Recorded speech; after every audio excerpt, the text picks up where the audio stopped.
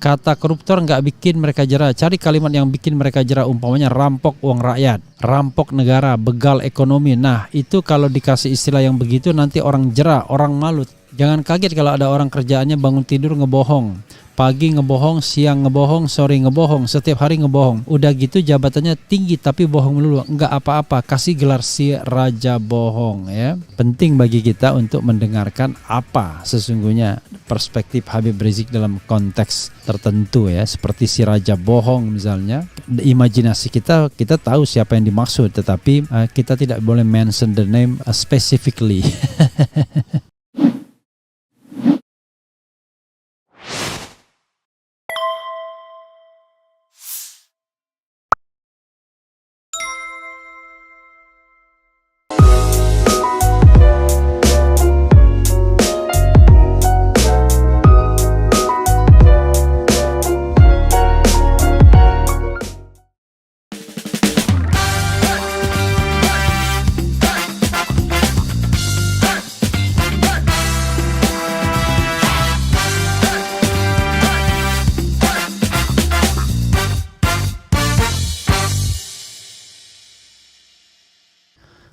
Assalamualaikum warahmatullahi wabarakatuh, Sobat RH sekalian. Jumpa lagi kita di channel yang keren ini, Keren Cadas ya. Sobat semuanya, kita lanjutkan lagi ya pembicaraan kita mengenai ini statement ngeri-ngeri sedap ya dari Habib Rizik Syihab. Mudah-mudahan tidak disasar lagi karena negeri ini ngomong saja kadang-kadang dianggap bermasalah. Ya kan? Kita negeri yang ngeri-ngeri sedap ya, ngomong bisa dipermasalahkan. Padahal kalau kita mengaku sebagai negeri demokratis, ya harusnya tidak ada orang yang dipidanakan hanya karena ngomong. Jadi gimana dong? Ya kalau seandainya ada orang yang tersinggung karena omongan, ya lakukan saja gugatan perdata, misalnya kan begitu ya. Jadi sehingga kita punya sebuah mekanisme hukum yang tidak sebentar-sebentar memborgol orang, tidak sebentar-sebentar memborgol orang, kan kira-kira begitu. Jadi sahabat era sekalian, coba kita bacakan apa yang disampaikan oleh Habib Rizik Syihab ya. Ya ada berita ini ya, coba kita lihat ya. Beritanya dari wartaekonomi.co.id. Kembali isi ceramah Habib Rizik, ada orang jabatannya tinggi tapi kerjaannya ngebohong melulu, kasih dia gelar si raja bohong ya. Oke, Warta Ekonomi Jakarta, Habib Rizik Syihab kembali mengisi dakwah di tengah-tengah umat. Dalam ceramahnya, ex-imam besar Front Pembela Islam FPI itu menjelaskan tentang bahaya perang terminologi atau perang istilah. Habib Rizik menilai saat ini terjadi fenomena di mana perbuatan yang salah malah diberikan istilah yang diperhalus, sementara perbuatan yang baik malah diberikan cap-cap yang buruk. Itu namanya perang terminologi. Saya minta kepada Anda untuk jangan memberikan istilah-istilah yang bagus buat kejahatan. Jadi kalau ada koruptor, kadang-kadang istilah koruptor nggak bikin orang jera saat ditangkap. Sudah pakai baju oranye justru senyum, nggak ada beban foto sebagai koruptor, kata Habib Rizik dalam video yang diunggah di Islamic Brotherhood TV. Kata koruptor nggak bikin mereka jera. Cari kalimat yang bikin mereka jera, umpamanya rampok uang rakyat, rampok negara, begal ekonomi. Nah, itu kalau dikasih istilah yang begitu nanti orang jera, orang malu. Terangnya nggak usah dikasih itu ya, kasih aja maling. Maling ya itu. Maling itu kadang-kadang lebih hina ya. Begitu juga soal pelacur. Iya, kewajiban kita ulama berdakwah agar mereka sadar. Kita menyampaikan nasihat yang santun dan lembut agar mereka tertarik meninggalkan pekerjaan busuknya. Tapi ada momen tertentu yang tetap mereka itu harus diberikan julukan jangan yang bagus. Kalau dikasih kupu-kupu malam, bidadari kegelapan, pekerja seks komersial, nanti nggak kapok. Nanti mereka anggap itu pekerjaan mulia, tambahnya ya. Maksud saya jangan lagi ulama, Ustadz bin dan Habib capek kita. Jangan lagi saya ini yang teriak tuh lonte, hostess, pelacur. Saya nggak ingin Anda ikut teriak begitu. Cuma saya inginkan istilah ini jangan hilang di tengah-tengah kita, tandasnya ya. Ia juga menyoroti orang yang punya jabatan tinggi tapi hobinya berbohong dan seharusnya pantas untuk dijuluki si raja bohong. Jangan kaget kalau ada orang kerjaannya bangun tidur ngebohong, pagi ngebohong, siang ngebohong, sore ngebohong, setiap hari ngebohong. Udah gitu jabatannya tinggi tapi bohong melulu. Enggak apa-apa, kasih gelar si raja bohong ya. Enggak apa-apa saudara, dalam agama boleh. Kenapa? Karena dinasihati sudah enggak bisa, tapi bohong terus menerus tegasnya. Kasih nama saudara si raja bohong, si tukang bohong, biang kebohongan. Jangan orang bohong berkali-kali, malah dikasih gelar seperti Abu Bakar Asy-Syiddiq, Umar bin Khattab, Utsman bin Affan, Ali bin Abu Thalib. Siapa tuh? Belakangan dari luar negeri yang nggak tahu apa-apa kasih julukan Hasan bin Ali yang mendamaikan dunia. Innalillahi wa inna ilaihi rajiun, jelasnya. Oke, sobat era sekalian, itu tadi ya pernyataan dari Habib Rizik Syihab ya. Kita tidak tahu siapa yang dimaksud ya. Silakan berimajinasi ya. Tapi ada hal yang perlu kita pahami ya. Yang kita pahami itu adalah bahwa Habib Rizik tetap di orbitnya ya. Artinya dia orbit non-state ya, orbit opposition ya, orbit oposisi. Tetapi kalau kita lihat ini lebih sebagai seorang dai yang mengingatkan penguasa. Jadi bukan ulama yang mendekat ke istana, tapi ulama yang mengingatkan penguasa. Kadang-kadang kan ada tipe ulama yang datang ke istana, tapi ada ulama yang tidak mau datang ke istana. Justru sebaliknya, ada ulama yang dikunjungi istana, itu bisa. Habib Rizik for the time being tidak dua-duanya ya. Tidak datang ke istana dan tidak dikunjungi istana ya. Jadi dia betul-betul menjadi seorang penceramah ya, seorang pemimpin umat yang berada di luar mainstream kekuasaan istana. Nah, karena itu penting bagi kita untuk mendengarkan apa sesungguhnya perspektif Habib Rizik dalam konteks tertentu ya, seperti si raja bohong misalnya. Imajinasi kita tahu siapa yang dimaksud, tetapi kita tidak boleh mention the name specifically. Kira-kira begitu ya. Oke, sahabat era sekalian, coba kita lihat. Jadi sobat era sekalian, coba kita lihat ya komentar sobat era terkait dengan hal ini ya. Oke ya. Habib Rizik ini sobat era sekalian, kalau tidak salah ya, itu baru akan bebas dari pembebasan bersyarat dia ya, PB dia itu Juni 2024. Artinya kalau dia nanti dianggap melakukan tindak pidana yang sama, yaitu menyebarkan berita bohong, kan subjektif sekali menyebarkan berita bohong itu kan, maka dia akan bisa dicokok lagi dan kemudian menjalani sisa tahanan ya. Jadi menjalani sisa masa tahanan yang seharusnya dia jalani. Jadi dia kan masih menjalani sisa masa tahanan kurang lebih 1 tahun ya 1 tahun kurang lah, kira-kira 11 bulan atau 10 bulan lagi kalau seandainya dia terus ya. Tetapi karena dia mendapatkan pembebasan bersyarat, maka dia sampai 2024 kerangkengnya dalam tanda kutip ya. Tapi masa iya sih orang ngomong kok tiba-tiba kena jerat berita bohong dan lain sebagainya kan. Kita harus bedakan berpendapat. Itu pendapat Habib Rizik, penilaian Habib Rizik terhadap kepemimpinan nasional, dan dia juga tidak mention the name misalnya ya. Oke, coba kita lihat Sobat Era sekalian, komentar Sobat Era terkait dengan tema Habib Rizik ini ya. Habib Rizik tentu ngeri-ngeri sedap juga ya. Barangkali dia tidak mungkin berkampanye untuk calon tertentu mengingat keterbatasan yang ada. Tapi berkomentar boleh dong, masa tidak boleh berkomentar ya.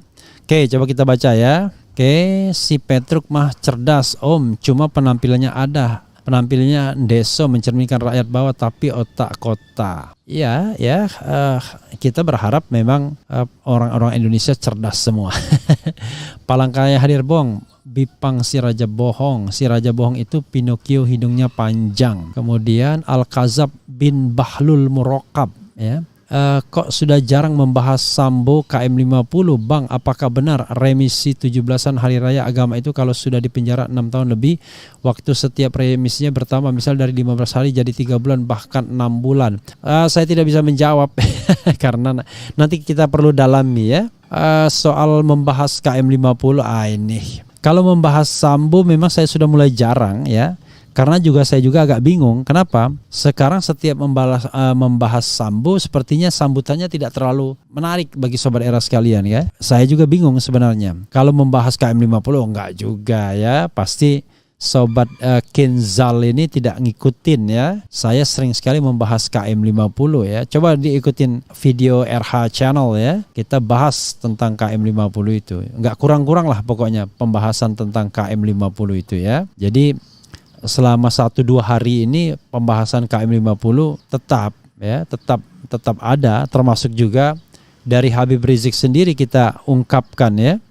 Misalnya pembahasan tentang KM50 itu misalnya gini, dengan mengutip Habib Rizik misalnya, ya 2 hari yang lalu kawal terus doa HRS buktikan kuasa Allah telanjangi geng KM50 kan begitu. Jadi bukan tidak ada ya, tetap ada ya. Juga kita mengutip tulisan Marwan Batubara ya. Ini 6 hari yang lalu mobil Laskar FPI ditemukan, Marwan Batubara desak Komnas HAM melakukan penyelidikan pro justisia ya. Kita nggak mungkin juga kemudian 9 hari yang lalu HR Semarang usai temuan mobil tragedi sadis KM50 ya. Jadi banyak saudara sekalian kita masih membahas tentang KM50 ya.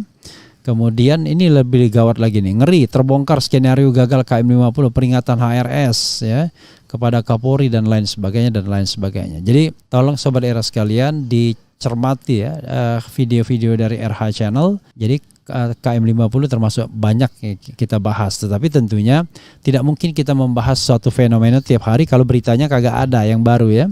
Semua orang tahu dalam hati kecilnya kalau rezim diawali dengan pencitraan atau kepalsuan dijalankan oleh skenario atau sandiwara dibangun infrastruktur untuk alasan utang diakhiri su'ul khotimah. Kumpulkan koin Anda untuk penghitungan suara ya. Jadi nanti kita bikinlah pantang misalnya ya. Paguyuban anti curang. Kira-kira gitu pantang ya. Pantang mundur ya. Oke, pantang mundur itu paguyuban anti curang ya, pemilu untuk rakyat. Pantang untur bukan mundur, pantang mundur ya. Oke, pemilu untuk rakyat. Nanti nanti kita bikin ya. Oke, mungkin untuk Mbah Firza kali apanya ya. Penghitungan suara Pilpres butuh biaya. Kumpulkan koin Anda untuk pengawasan penghitungan suara ya. Gelar kehormatan bagi para pejabat tak berilmu bagaikan tong kosong nyaring bunyinya. Siap jadi relawan Anies, kelihatannya ndeso tapi otaknya cerdik culas. Apalagi ya? Kalau Anies jadi presiden, apakah bisa nama ulama dan aktivis yang dikriminalisasi, diteroriskan bisa dibersihkan dan diganti rugi oleh negara? Nggak mungkin. Ya why not ya? Why not? Tapi tentu kita harus lihat ke depannya ya, karena sistem kita ini kan bukan sistem tunggal, tapi kepala negara, kepala pemerintahan tentu punya inisiatif ya. Paguyuban anti curang dan kebohongan, pacuk. Apa pacuk itu? Jadi kalau kita misalnya bikin akronim itu mungkin ada artinya ya. Jadi pantang ya. Pantang itu kan artinya pantang tuh kita nggak mau gitu kan. Nah, yaitu paguyuban anti curang. Nah, kira-kira begitu. Itu jelas tuh ya. Oke. Rakyat sudah pada cerdas. Siapa tuh yang dimaksud HRS ya, saudara sekalian? Siapa ya? Ya sebenarnya bukan itu ya. Yang paling mendasar itu adalah saudara sekalian. Saya punya kekhawatiran ya terhadap beberapa hal. Yaitu pertama ya, betulkah mereka-mereka yang sedang berkuasa ini cinta dengan republik ini? Ya kan? Betul-betul mereka mencintai republik ini, menginginkan NKRI itu makmur, rakyat Indonesia makmur, ya kan? Itu satu. Yang kedua, khawatir juga dengan soal kedaulatan, ya, isu mengenai tenaga asing, isu kecondongan politik kita kepada China misalnya, itu kan juga mengkhawatirkan, ya. Jadi bagaimana dekatnya hubungan Presiden Jokowi dengan Xi Jinping misalnya, itu juga mengkhawatirkan. Apakah tidak ada hubungan yang sifatnya lebih ideologis, hanya pragmatis saja? Kan belum tentu juga. Karena kalau kita bicara tentang pergolakan Barat dan Timur, ya, Barat itu Amerika Serikat dan teman-teman, Timur itu Cina dan sekutunya atau koalisinya, maka kita harus pahami bahwa Indonesia mau kemana atau Indonesia mau di mana. Apakah Indonesia mampu menjalankan politik bebas aktif non-blok dan membentuk alternatif ketiga dengan kemampuan sekarang ini? Kok rasanya kita nggak kayak dulu, seperti Bung Karno membuat gerakan non-blok misalnya, atau misalnya Asia Afrika yang pernah kemudian membuat gerakan non-blok, walaupun kemudian Indonesia akhirnya terseret ke arus kiri juga dalam hubungan Jakarta, Peking, Pyongyang ya. Oke, kita lihat saja nanti ke depannya ya, saudara sekalian.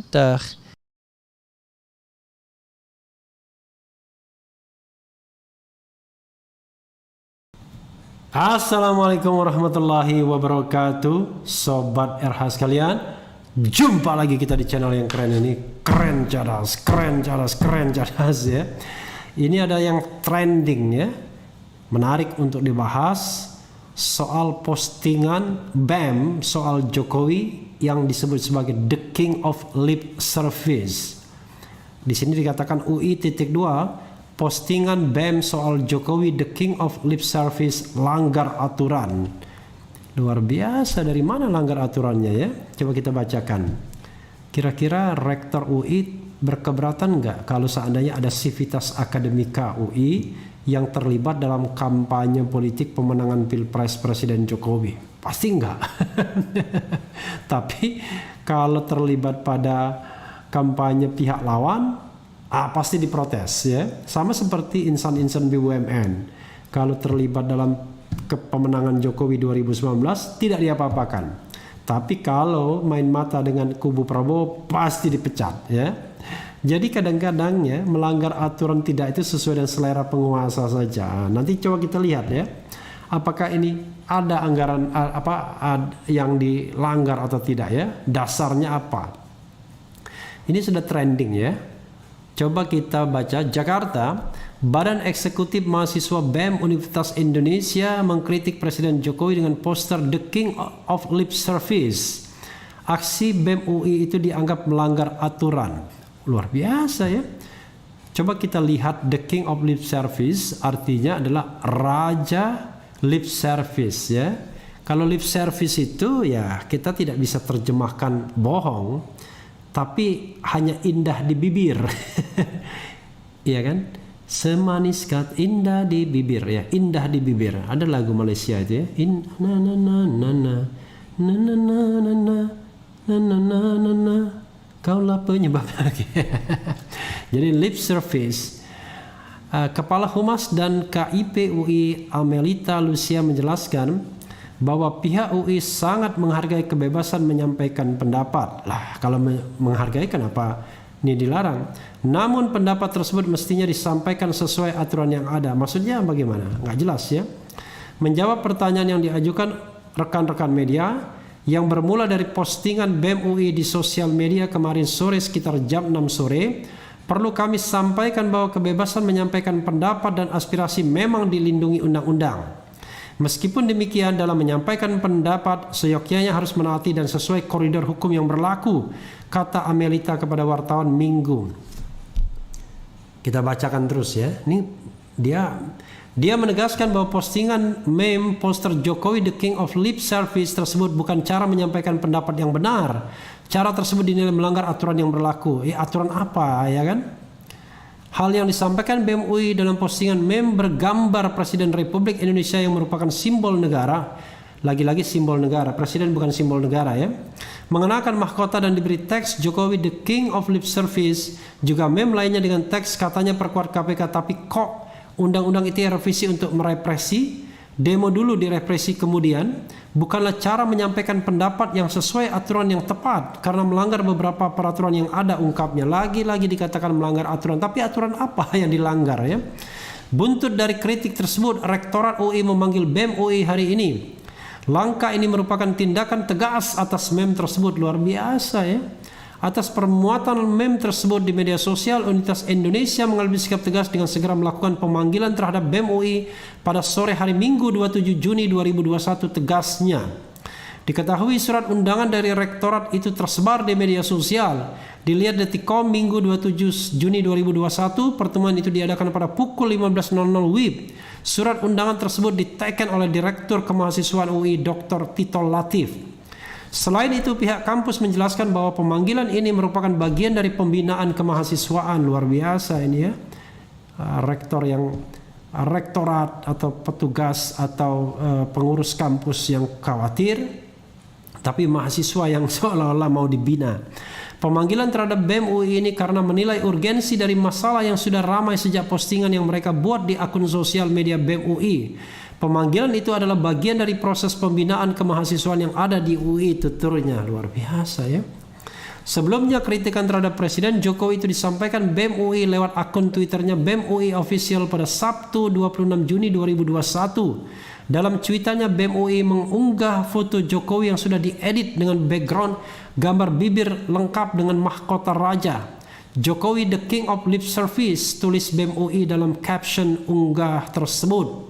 BEM UI menilai Jokowi kerap mengobrol janji manis, namun menurutnya janji Jokowi seringkali tak selaras dengan kenyataan. Jokowi kerap kali mengobrol janji manisnya, tetapi realitanya seringkali juga tak selaras. Katanya begini, faktanya begitu, mulai dari rindu di demo, revisi Undang-Undang ITE, penguatan KPK, dan rentetan janji lainnya, ungkapnya. Kritik itu juga ditampilkan melalui situs resmi BEM UI.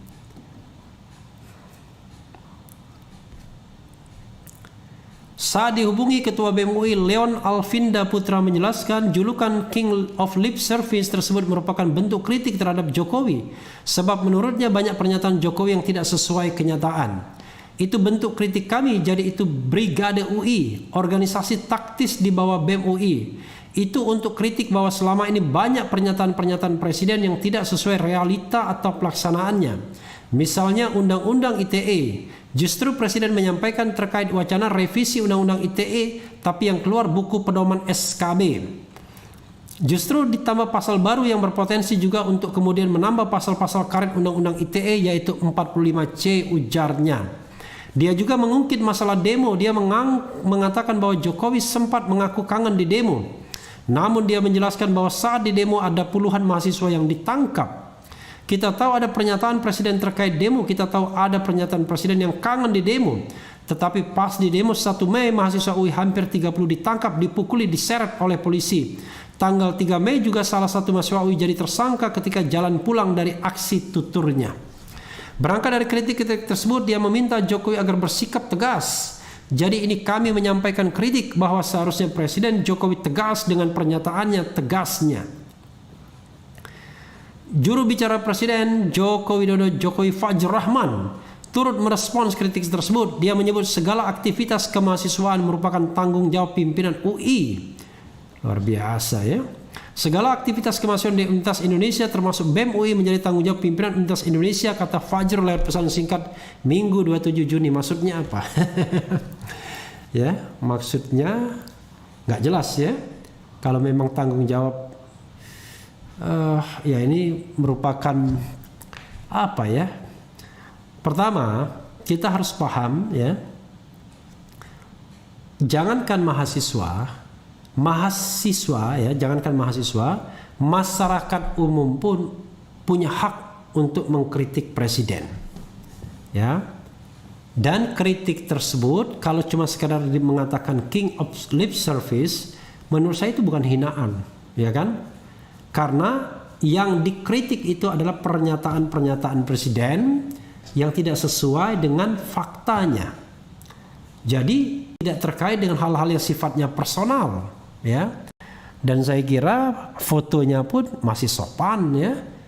Artinya foto Jokowi tidak dibuat karikatur ya, seperti Anies Baswedan ya. Kalau nggak salah Anies Baswedan pernah digitukan misalnya.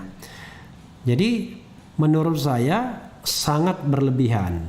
Dan tadi berkali-kali dikatakan melanggar aturan. Aturan yang mana yang dilanggar? Ya, aturan mana yang dilanggar? Apakah aturan kampus itu lebih hebat ya, lebih kuat dibandingkan konstitusi? Jangan lupa bahwa konstitusi itu memberikan hak untuk menyatakan pendapat baik secara lisan dan tulisan. hak atas pikiran dan hati nurani adalah hak yang tidak bisa dibatasi dalam keadaan apapun. Jadi mahasiswa sebagai bagian dari warga negara, bagian dari manusia, ya, memiliki hak asasi manusia, human right, untuk menyatakan sikapnya, menyampaikan pikiran dan hati nuraninya. Dan menurut saya, ya harusnya ini menjadi katakanlah refleksi. Kalau misalnya ini dianggap tidak benar, maka juru bicara istana, kantor staf presiden harus bisa mengeluarkan kontra argumen, bukan membantah ya. Kalau cuma membantah itu kerjaan orang yang tidak perlu mikir. Tapi memberikan kontra argumen terhadap argumen-argumen yang disampaikan. Misalnya, katanya Jokowi umbar janji perkuat KPK, faktanya begini. Nah, coba dibalas dengan kontra argumen di mana kesalahan mahasiswa UI tersebut. Jadi kalau tidak bisa membantahnya, ya jangan menggunakan kekuatan represif kampus ya untuk melarang. Tapi kalau memang tidak benar, misalnya, ya dibantah. Jangan menggunakan Undang-Undang Nomor 1 Tahun 1946, penyebaran berita bohong dengan sengaja untuk menerbitkan keonaran. Negara ini makin tidak demokratis saja kalau begitu ya. Jadi seorang kepala negara, seorang kepala pemerintahan tidak boleh baperan.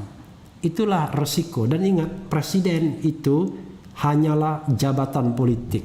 Dia bukan the king atau the queen. Dia bukan raja atau ratu yang can do no wrong. Tapi dia adalah jabatan politik yang bisa saja keliru, salah dalam konstelasi politiknya.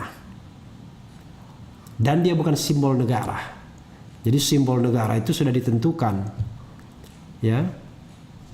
Lambang negara Garuda Pancasila itu simbol negara, bahasa persatuan bahasa Indonesia ya kan?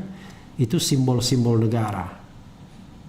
Kalau presiden itu bukan simbol negara. Presiden itu adalah jabatan, walaupun dia primus inter pares, tapi dia adalah jabatan politik. Ya kan? Dia adalah jabatan politik. Karena itu, sobat RH sekalian, saya merasa aneh dengan katakanlah pimpinan UI yang tiba-tiba memanggil. Ya harusnya mereka biarkan, itu adalah hak. Kalau misalnya dianggap itu perbuatan kriminal, ya rektor misalnya mempersilahkan kepada penegak hukum kalau memang itu ada unsur kriminalitasnya. Tapi kalau misalnya dikatakan dia melanggar etika, melanggar aturan kampus dan lain sebagainya, saya menganggap tidak ada. Justru disitulah kebebasan akademik, kebebasan kampus ya, dan hak manusia, hak asasi manusia, mahasiswa untuk menyampaikan pendapatnya, dan itu tidak boleh dikurangi dalam aturan-aturan internal kampus. Saya rindu dengan katakanlah pimpinan-pimpinan kampus yang tidak membebek pada kekuasaan, tetapi independently memberikan pelajaran kepada mahasiswa untuk berpikir kritis, konstruktif, mengatakan hal berdasarkan fakta dan data. Dan apa yang dilakukan BEM UI ini ada faktanya, ada datanya, tidak hanya sekedar ngomong, ya kan? Ada faktanya, dan fakta dan data itu tidak bisa dibantah begitu saja dengan mudah. Ketika dia mengatakan mau memperkuat KPK, faktanya begini dan lain sebagainya dan lain sebagainya. Justru yang harus ditegur adalah tingkah laku dosen-dosen di perguruan tinggi. Saya tidak menyebut UI ya, bisa jadi UI, bisa jadi UGM, bisa jadi ITB, bisa jadi kampus-kampus lainnya yang diam-diam menjadi tim sukses, pasangan calon, bahkan menjadi kadang-kadang think tanknya. Padahal mereka tidak boleh terlibat karena mereka adalah ASN. Tapi banyak sekali kalangan kampus yang terlibat dalam kampanye politik itu. Itu yang harusnya tidak boleh ya, sobat era sekalian. Jadi sekali lagi saya tidak melihat ada kesalahan di mahasiswa ini ketika menyampaikan kritik. Tapi kalau kekuasaan tidak suka, memang tidak ada kekuasaan yang suka kalau dikritik. Itulah sebabnya menjadi penguasa, menjadi juru bicara kekuasaan, menjadi penguasa di kampus tidak boleh baperan, tidak boleh takut kehilangan jabatan, tidak boleh takut dicopot. tidak boleh kemudian favoritisme dengan kekuasaan atau mengincar jabatan lain kalau tidak jadi pengurus kampus misalnya, ya. Oke. Coba kita bacakan, ya. Endang Hairudin, semua orang punya hak bicara, kritik masukan yang penting tidak menghina, melecehkan. Selama masih demokrasi, lakukan sekeras apapun kritik demi perbaikan dan membangun. Iya, saya kira the king of lip service itu bukan hinaan. Dalam debat biasa, wah Anda hanya bisa berteori, itu kan lip service artinya. Anda hanya bisa, itu hanya lip service.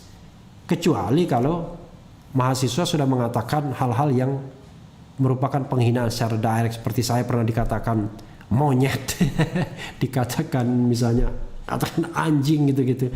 Nah itu menghina. Tapi itu pun saya tidak marah, ya.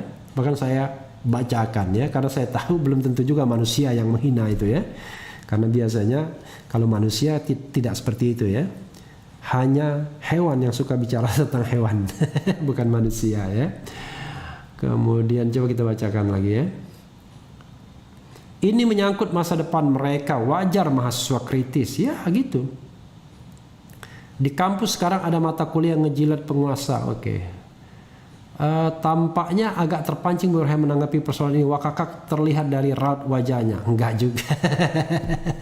Kalau terpancing enggak juga, ya saudara sekalian, karena sengaja saya bersemangat, ya, biar jangan ngantuk karena sudah jam 12 malam ini.